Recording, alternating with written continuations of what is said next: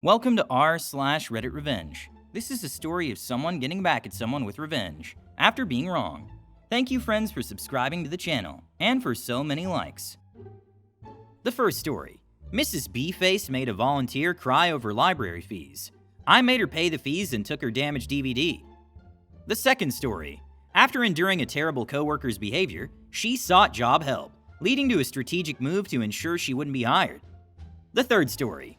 Neighbor calls fire department over legal tiki torches. I responded by lighting up the entire neighborhood with tiki torches in response. On to the first story. Remember to pay your library dues.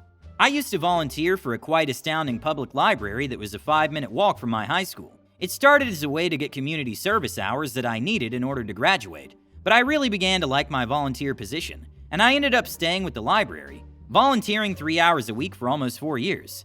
Now, this library in particular was top-notch. It has a huge collection of books to suit your every purpose, but also included a gigantic infant, toddler, and kids section. We also had a large variety of audiobooks on CD, and a killer assortment of feature-length DVD movies and TV series. Keep in mind that if you lived in the local school district, membership was absolutely free. This library goes above and beyond, often hosting informative seminars, weekly educational events for kids, local guest speakers, and plenty of public book signings. And my personal favorite, Story Hour for the kids.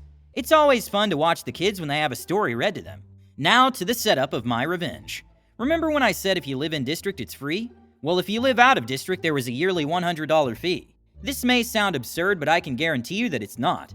A huge segment of our customers gladly pay this out of district fee because they enjoy our library and its services that much.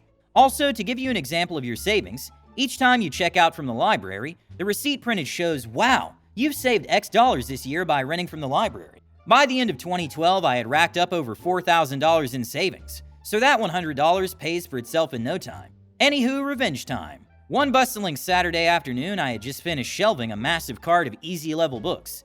Stella Luna, The Rainbow Fish, those kinds of books. Which is never as easy as the books will lead you to believe.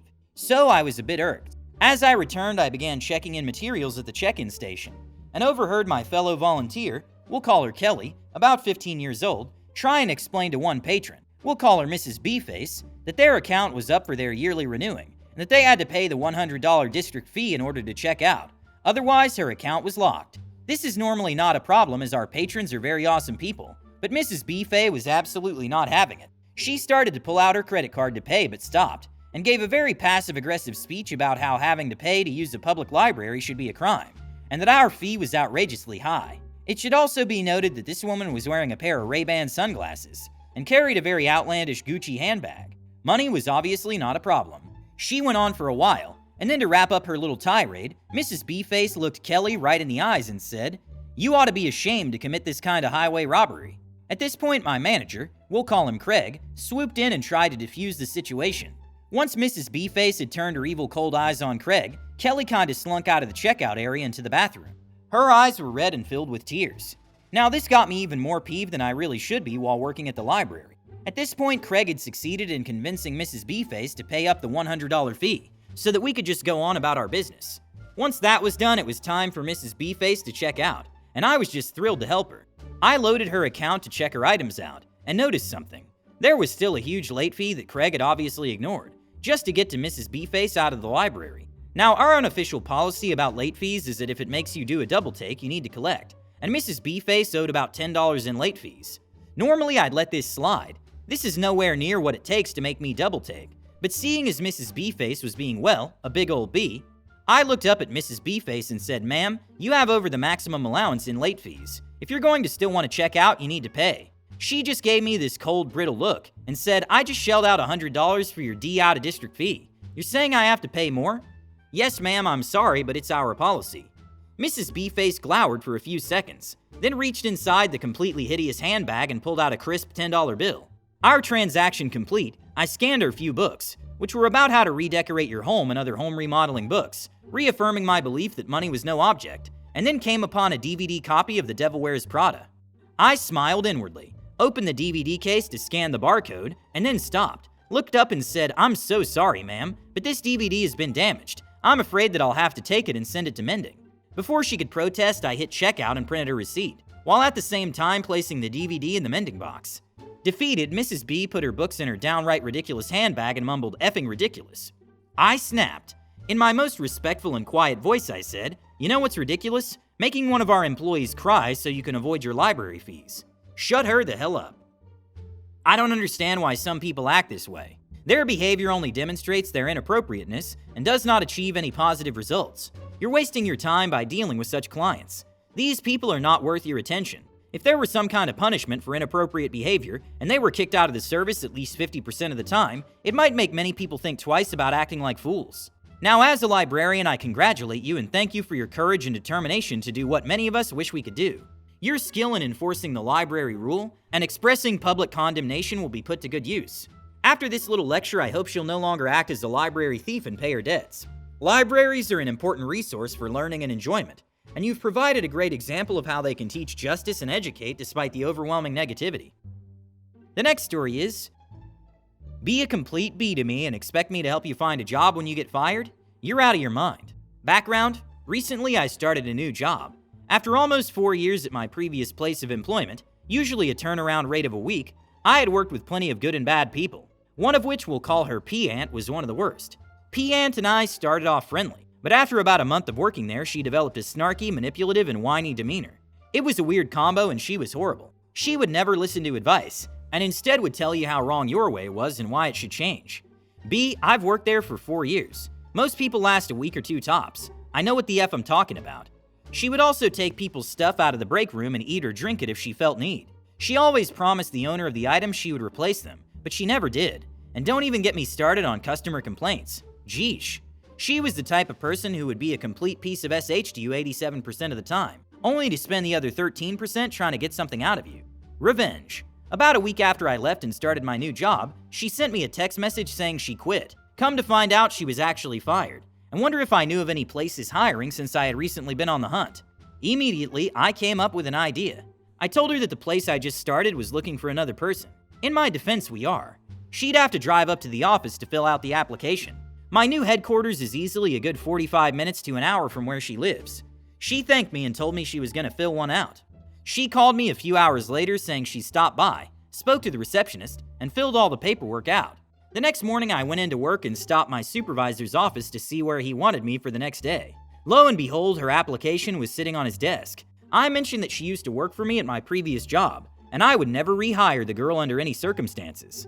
I told him about her recently getting fired, and upon looking at her application, noticed she didn't even put our last job in her work history or references. That sealed the deal, and he tossed her application into the Do Not Hire folder. She wasted all that time and gas for nothing. Boom. Take that, P-Aunt. P-Aunt seemed to think she was the queen of everything, including other people, and very quickly forgot a simple fact. Kindness and politeness cost 0 cents, but help you avoid a lot of trouble. Trying to use you to get a recommendation for a new job after she behaved like a real bee was a stupid idea on her part. And you know, the fact that she didn't even include your previous work together on her resume is really noteworthy and speaks volumes about her lack of honesty. I don't think she would be a good employee in a new job. That's why I think you saved the company. You justified your kindness and sorted out P-Aunt as an unnecessary employee. The fact that she spent hours traveling and filling out an application that you still couldn't support is a great example of how revenge can be sweet. P-Aunt got what she deserved. The third story is, you get a tiki torch, you get a tiki torch, you all get tiki torches. This happened a couple years ago. I rent an apartment in a duplex. The lease says no smoking inside, which isn't a problem for me, but smoking outside does lead to 2 problems. One being the mosquitoes, the other being my neighbor. Let's just call her Karen. When I first moved in, Karen came right up to me as I was moving boxes and followed me around to ask me questions and lay down the rules of the neighborhood, as if she's the homeowners association. She told me that fire pits and bonfires, this will come into play later, aren't allowed because the street has had a gas leak before. It's actually a city ordinance that nobody really listens to. At first, I thought the questions was just a friendly neighbor getting to know me, but it quickly felt like an interrogation. Where are you coming from? Where do you work? Wife, kids, family in the area? It was just one question after the other, then she started telling me about everyone in the neighborhood too.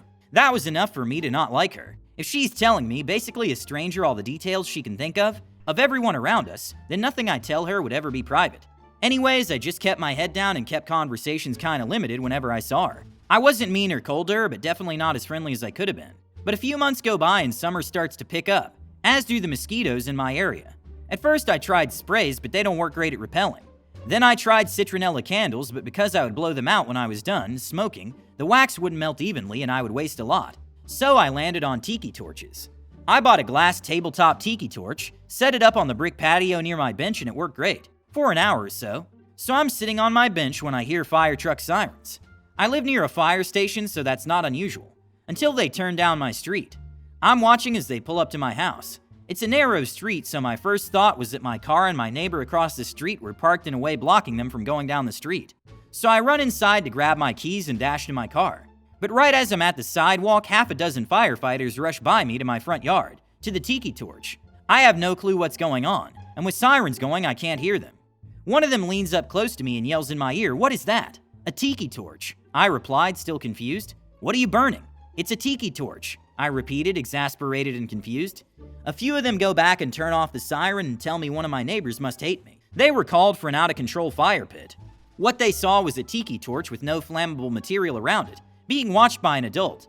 They said it's fine to have a tiki torch and they went on their way. Now imagine my surprise when the very next day, I'm on my porch, tiki torch going, and I hear sirens again. I think they can't be me, but lo and behold, they turn down my street. I calmly cap the torch and wait for them, and now they were mad. They didn't know who called because they were dispatched by 911, but they told me if it happens again, they were going to file misuse of emergency service charges against whoever. Now I'm annoyed too.